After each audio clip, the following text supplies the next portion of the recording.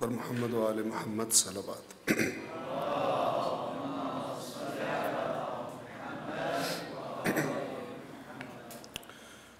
اعوذ باللہ من الشیطان الرجیم، بسم اللہ الرحمن الرحیم، الحمد للہ رب العالمین، وصلی اللہ علی سیدنا محمد وآلہ الطیبین الطاہرین المعصومین۔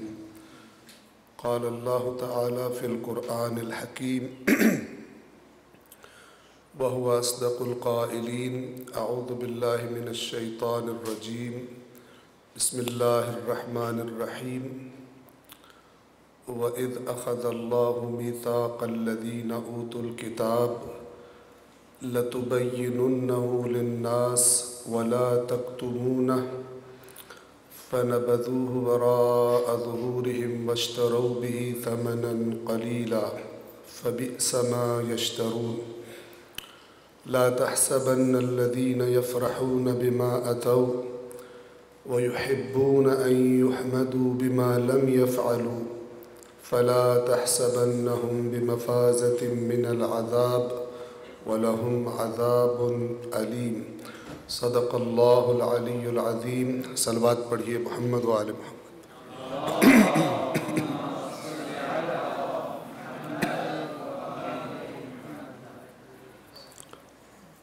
سب سے پہلے آپ تمام بزرگان کی خدمت میں، طلاب کی، برادران و خواہران کی خدمت میں، امام ہشتم امام رضا علیہ السلام کی ولادت باسعادت کی مناسبت کی تبریک عرض کرتا ہوں، اور اس کے ساتھ ساتھ انہی کے ایک عظیم اور متعہد خادم صدر مملکت اسلامی جمہوریہ ایران اور ان کے ساتھ ایران کے وزیر خارجہ اور دیگر چند اہم شخصیات کی ایک دلخراش سانحے اور حادثے میں شہادت کی آپ تمام حاضرین کی خدمت میں تسلیت عرض کرتا ہوں۔ اللہ تبارک و تعالی ان تمام شہداء کو امام رضا علیہ السلام اور ان کے اجداد کے ساتھ محشور فرمائے اور ان کا جوار عطا فرمائے۔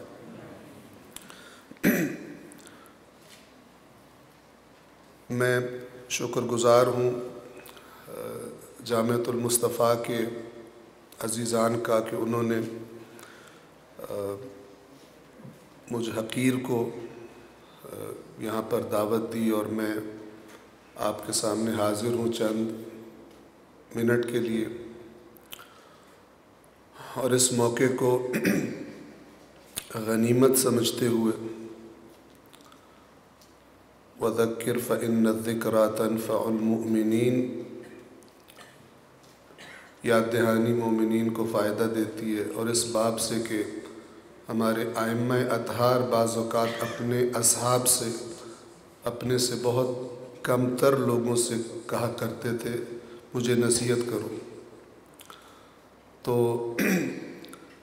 وہیں سے یہ الہام لیتے ہوئے بندہ حقیر آپ بزرگواروں کی خدمت میں چند کلمات قرآن کریم کے حوالے سے عرض کرنا چاہتا ہوں۔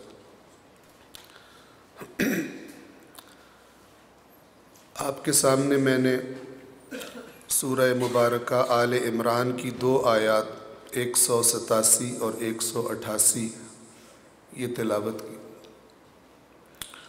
ان 2 آیات میں اللہ تبارک و تعالی نے ان لوگوں کا ذکر کیا ہے جنہیں اس نے ہم سے پہلے کتاب عطا فرمائی تھی، اہل تورات، اہل انجیل، اور اللہ فرماتا ہے کہ اللہ نے ان سے ایک میثاق لیا تھا، لیکن انہوں نے وہ میثاق دنیاوی فائدوں کے لیے توڑ دیا، اپنی پشتوں کے پیچھے پھینک دیا۔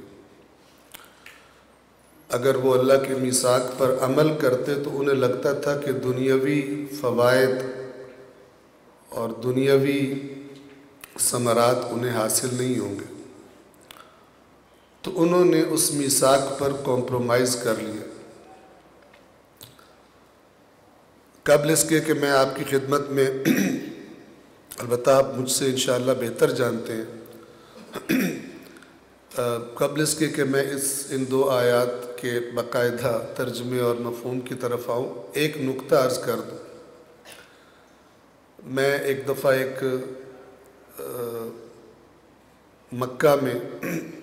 مکہ معظمہ میں حج کے موقع پر، حج میں چند دن باقی تھے، تو ظاہراً مسجد الحرام میں یا ہوٹل میں بیٹھا ہوا تھا تو مجھے ایک میسج آیا، تو وہ بھی ایک بزرگوار طالب علم تھے، تو انہوں نے مجھے کہا کہ قبلہ آپ یہ کیا کام کر رہے ہیں کہ جو آیات یہودیوں کے بارے میں اتری ہیں آپ مومنوں پہ فٹ کر رہے ہیں۔ تو اس وقت میں نے ان سے کہا کہ آغا انشاءاللہ آپ کی خدمت میں حاضر ہوں گا تو پھر آپ سے اس پر بات چیت ہوگی، لیکن جو تکلیف دہ بات تھی اس جملے میں وہ یہ کہ اگر کوئی انسان یہ کہتا ہے قرآن کے بارے میں کہ یہ آیت یہودیوں کے بارے میں اتری ہے، یہ مسیحیوں کے بارے میں اتری ہے، یہ کافروں کے بارے میں اتری ہے، یہ فلان کے بارے میں اتری ہے، لہٰذا ہمارا تعلق نہیں ہے، اس کا مطلب ہے اس نے ائمہ اہل بیت سے قرآن پڑھنے کا طریقہ ہی نہیں سیکھا۔ جتنی آیات پچھلی قوموں سے کے بارے میں بات کرتی ہیں سب ہم سے مربوط۔ نہج البلاغہ کا خطبہ ہے اور اس میں امیر المؤمنین مولا علی علیہ السلام فرماتے ہیں کہ اللہ تعالیٰ نے اپنی کتاب میں جو اپنی رضا خوشنودی بیان کر دی ہے اور جو اپنی ناراضگی بیان کر دی ہے، اب جب تک یہ دنیا، یہ کائنات باقی ہے وہ نہیں بدلے گی، اس کی رضا وہی رہے گی، اس کی ناراضگی وہی رہے گی۔ اور پھر اس کے بعد مزید وضاحت فرماتے ہیں اس بات کی، توجہ کیجیے، فرماتے ہیں کہ اور جان لو کہ اللہ تم سے کبھی بھی لن یرضی عنکم، کبھی تم سے راضی نہیں ہوگا کسی ایسی چیز پر جس چیز پر تم سے پہلوں سے ناراض ہو چکا ہے۔ مطلب اگر اللہ تعالیٰ ایک یہودیوں کا غلط عقیدہ بیان کر رہا ہے، اس کا مطلب ہے کبھی بھی اس عقیدے پر ہم سے خوش نہیں ہوگا اگر وہ عقیدہ ہمارے اندر آ جائے، جو مرضی اس کے دلائل گھڑ لیں، ہم بنا لیں۔ قرآن مجید بہت پاورفل ہے۔ ائمہ نے فرمایا کل شیء مردود الی کتاب اللہ،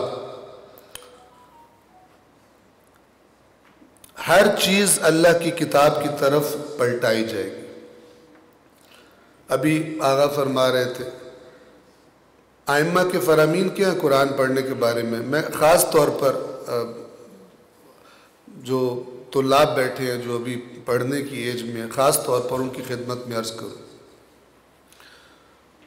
قرآن مجید ہر چیز کے سٹیپس ہوتے ہیں، تدریجاً درجہ بدرجہ انسان ایک جگہ سے شروع کرتا ہے پھر آگے جاتا ہے۔ قرآن کریم میں پہلا سٹیپ جو ہے، جو ائمہ اطہار نے سب کو ریکومنڈ کیا ہے، وہ کیا ہے کہ یہ تمہارا اور اللہ کا عہد نامہ ہے۔ اللہ نے اپنے بندے سے جو تقاضے کیے ہیں اور ان کو پورا کرنے پر جو وعدے کیے کہ میں یہ دوں گا اور نہیں کرو گے تو میں سزا دوں گا، یہ تمہارا اور اللہ کا عہد نامہ ہے، اور مومن کو زیب دیتا ہے کہ ہر روز اپنے اس عہد نامے کو دیکھے۔ ہم نے پتہ کیا ظلم کیا؟ ہم نے یہ ظلم کیا کہ ائمہ اہل بیت علیہم السلام کی تعلیم اور ان کی تربیت جو تھی قرآن پڑھنے کے بارے میں، اس سے بالکل ہٹ کر قرآن پڑھنا اس کا رواج ڈال دیا اپنے معاشرے میں. بالعموم اہل سنت ہوں یا مکتب اہل بیت والے ہوں، قرآن مجید کا جو رواج ہے سیکھنے سکھانے کا، اس میں فہم قرآن کا کوئی تعلق نہیں ہے، کوئی مرحلہ نہیں آتا. بچے نے قرآن ختم کر لیا، بچی نے قرآن ختم کر لیا، اس سے پوچھو اندر کیا ہے، اسے کچھ پتہ نہیں ہوتا. دنیا کی کسی کتاب کے ساتھ یہ حرکت نہیں کی جاتی جو اس دنیا کی سب سے عظیم کتاب کے ساتھ ہم کرتے ہیں. وقت کم ہے، ہم نے بہت ساری باتیں جن کا نام بعض اوقات ہم علمی باتیں رکھ دیتے ہیں اور وہ علمی نہیں ہوتی. ہر وہ بات جسے سن کر سننے والے کا دل قرآن، اس کے دل میں قرآن کی رغبت کم ہو جائے اور اس کو یوں لگے کہ یہ میرا کام نہیں ہے، وہ باطل ہے، وہ شیطانی وسوسہ ہے، چاہے جتنی مرضی سو کالڈ علمی زبان میں اسے بیان کیا جائے، جیسے کہ بہت سارے لوگ کرتے ہیں. تو قرآن مجید کا پہلا سٹیپ کیا ہے؟ آپ ہر روز ائمہ کے فرمان کے مطابق اللہ کی کتاب کی چند آیات کو جتنا آپ تازہ توجہ سے پڑھ سکتے ہیں سادہ ترجمے کی حد تک پڑھیں. اگر ابھی عربی نہیں پڑھی مثلا پڑھیں. سادہ سادہ قرآن کیا کہتا ہے اس میں غور کریں، جس کے لیے قرآن مجید نے تدبر کے الفاظ استعمال کیے. انشاءاللہ آپ سب مجھ سے بہتر کرتے ہیں. میں اپنی سب سے پہلے اور ایک یاد دہانی کے طور پہ چیز تکرار کر رہا ہوں آپ کے لیے، معذرت خواہ بھی.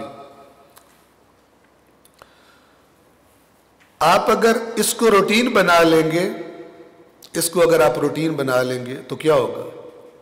آپ کچھ عرصے بعد دیکھیں گے قرآن مجید کا کوئی موضوع، قرآن مجید کی کوئی بات آپ کے ذہن کے لیے اجنبی نہیں رہ جائے گی. کوئی بندہ آپ کے سامنے کسی ایسے موضوع پہ بات کرے جو قرآن میں اللہ نے ڈسکس کیا ہے، آپ کا ذہن فٹافٹ ادھر جائے گا اور آپ سے کہے گا جو قرآن کہہ رہا ہے اس کی بات اس سے ملتی جلتی نہیں ہے. آپ کو ایک مثال دوں، اگر غلط ہوں تو آپ درستگی فرما دیجئے گا، ہو سکتا ہے مثلا انسان خطا بھی کر سکتا ہے. ہمارے اس اپنے عہد نامے کو ہر روز، اور اگر یاد رکھیں اگر مثلا ہم لوگ نہیں یہ کام کریں گے تو بھول جائیں کہ عوام کو کبھی یہ چیز نصیب ہوگی، چونکہ عوام کو جو سکھانا ہے وہ ہم نے سکھانا ہے. ایک صلوات پڑھیے گا محمد و آل محمد.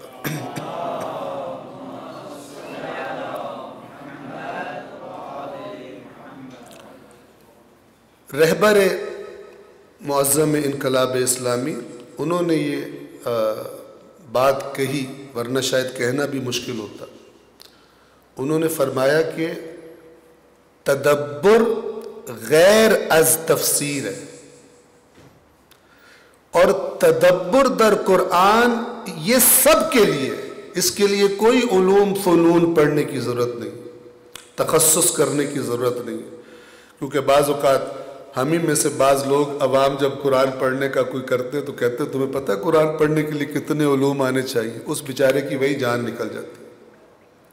اور قیامت کے دن اللہ نہیں چھوڑے گا کہ بطور عالم دین، بطور دینی طالب علم تمہیں چاہیے تھا کہ محبت قرآن لوگوں کے دلوں میں ڈالو، جوڑ دو ان کو قرآن مجید سے، اور تم نے ایسی بات کی کہ وہ اس کا جذبہ ہی ختم ہو گیا قرآن کے قریب آنے میں.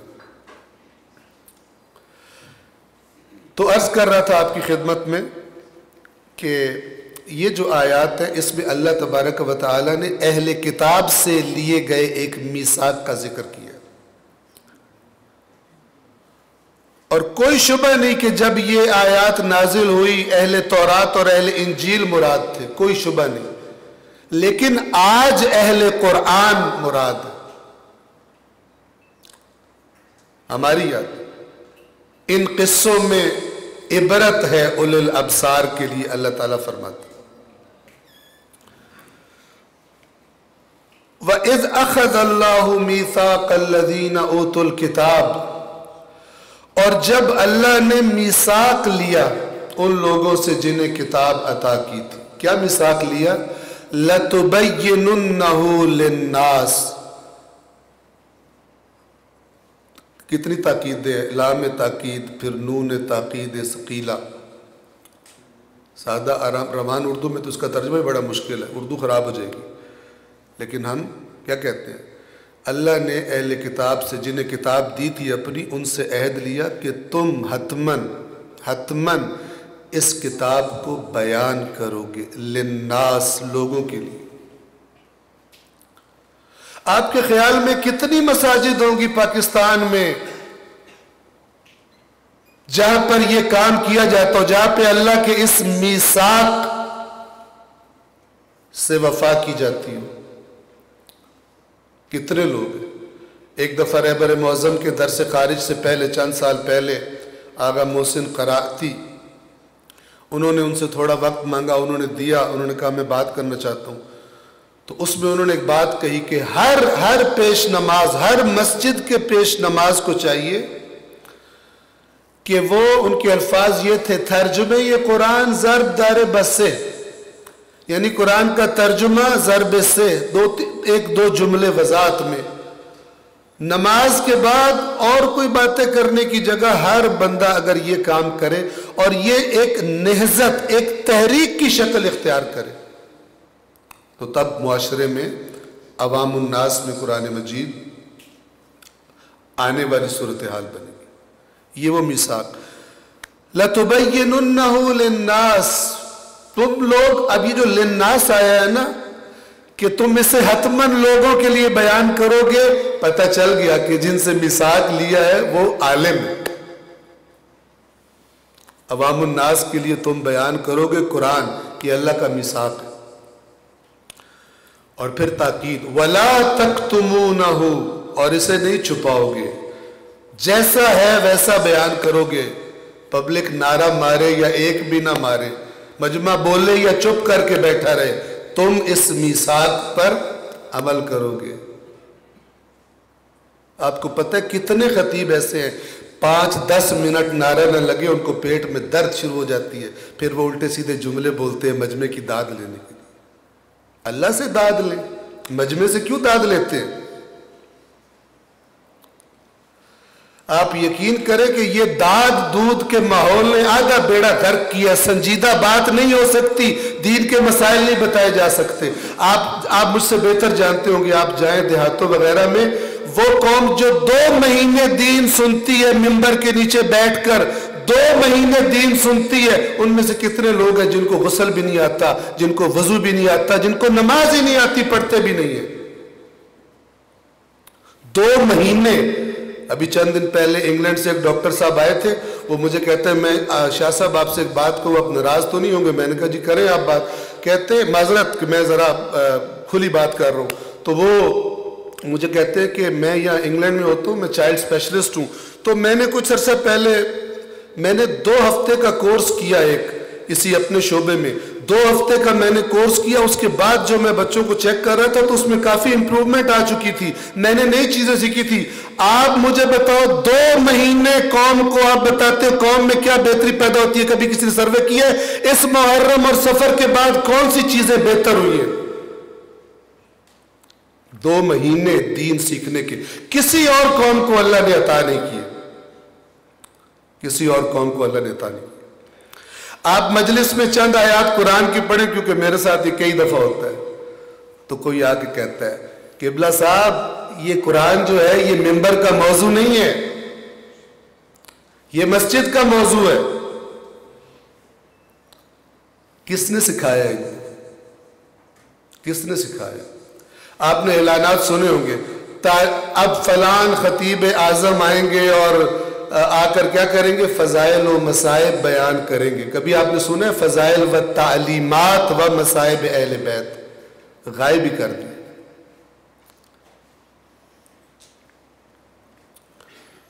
زندگی تو دیکھیں ایسی ہے جیسے آج کل جب آغا ہیلی کاپٹر میں سوار ہوئیں گے اپنے ساتھیوں کے ساتھ، کسی کو پتا تھا کہ کیا ہونے والا؟ وَلَا تَدْرِي نَفْسٌ بِأَيِّ أَرْضٍ تَمُوتُ، کسی کو نہیں پتہ. تو آج وہ ہمارے درمیان نہیں ہے.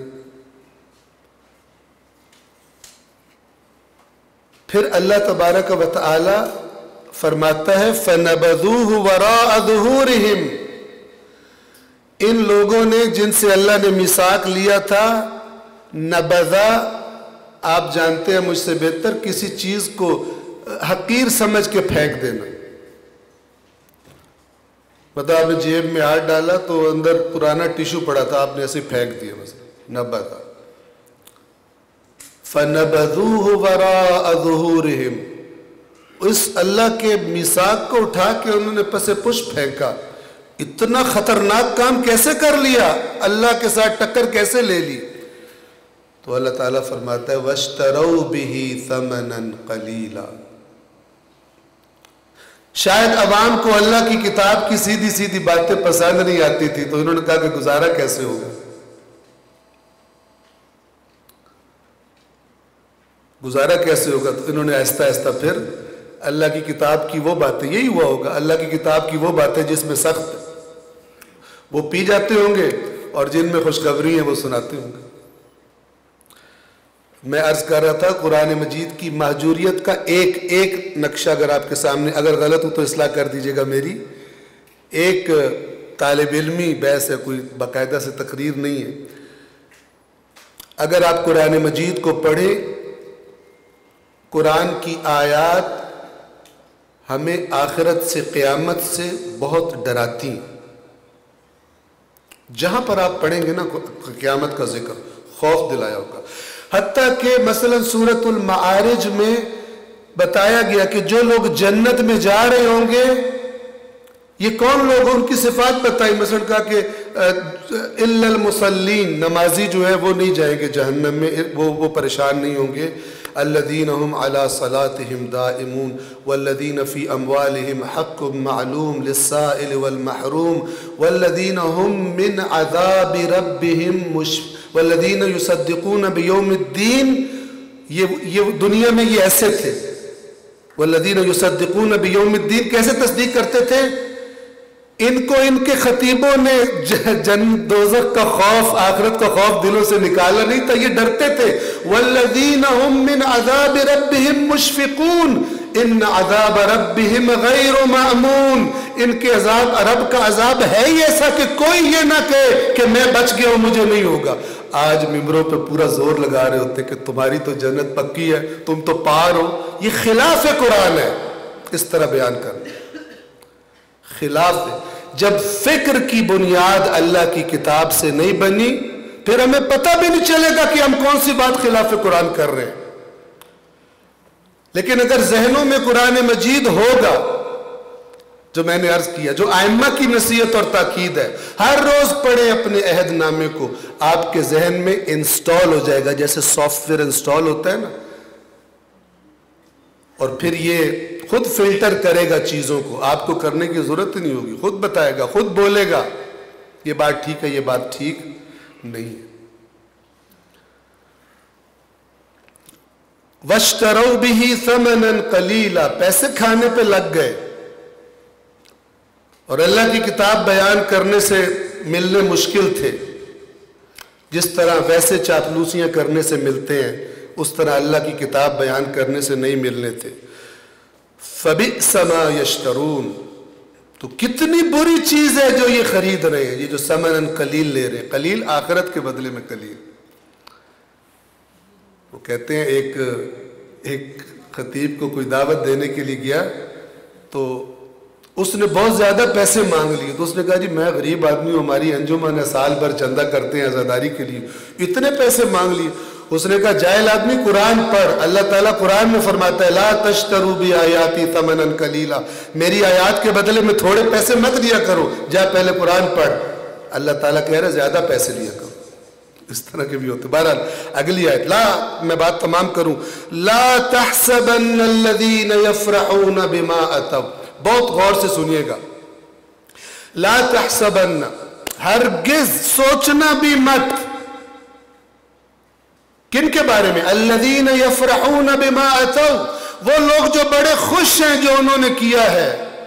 آج جب میں ممبر سے اترا تو لوگ کھڑے ہو گئے, قبلہ ہاتھ چمواؤ اپنا, کمال کر دیا آپ نے, کمال کر دیا, زبردست, کیا پڑھ دیا آپ نے. لا تحسبن الذین یفرحون بما اتوا, گمان بھی مت کرنا کہ جو اس پر خوش ہے جو انہوں نے کیا ہے.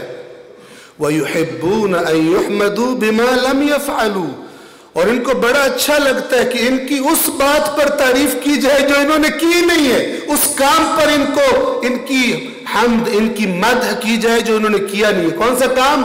لَتُبَيِّنُنَّهُ لِلنَّاسِ وَلَا تَكْتُمُونَهُ, اللہ کی کتاب لوگوں کو بیان کرو گے, اور جب میں ممبر پہ جاؤں مجھے پتہ ہونا چاہیے کہ میں اس ممبر کے 40 منٹ 45 منٹ 1 گھنٹے میں کتنا اللہ کی کتاب بتا کے اترا ہوں. اور یقین کریں, جان لیں کہ جتنی میں نے آیات قرآن بتائی ہیں 100% اتنا میں نے اہل بیت کا ذکر کیا. 100% قرآن اور اہل بیت جدا نہیں ہے. قرآن کی جب ہم آیت سناتے ہیں تو 100% وہ اہل بیت کی بات ہوتی ہے, لیکن جب ہم کوئی روایت سناتے ہیں امکان ہوتا ہے اگر مگر کا, سند کا, فلان کا, اس کا, لیکن آیات قرآن سناتے ہوئے امکان بھی نہیں ہوتا کہ ہم وہ بات کر رہے ہیں جو اہل بیت نے نہ کی. سب سے زیادہ کنفرمیشن اس کی ہے. تو اللہ تعالیٰ فرما رہے ہیں انہیں جن سے میثاق لیا تھا کہ ان کی حالت کیا ہو گئی ہے, یہ اپنی بڑے پروٹوکول لیتے پھر رہے ہیں, بڑے خوش ہیں جو یہ کر رہے ہیں. میں نے بڑا اشرف پڑھا, میں نے بڑا خمسہ پڑھا, بڑی مجھے دعوتیں آئی ہیں, بڑے لفافے ملے ہیں مجھے.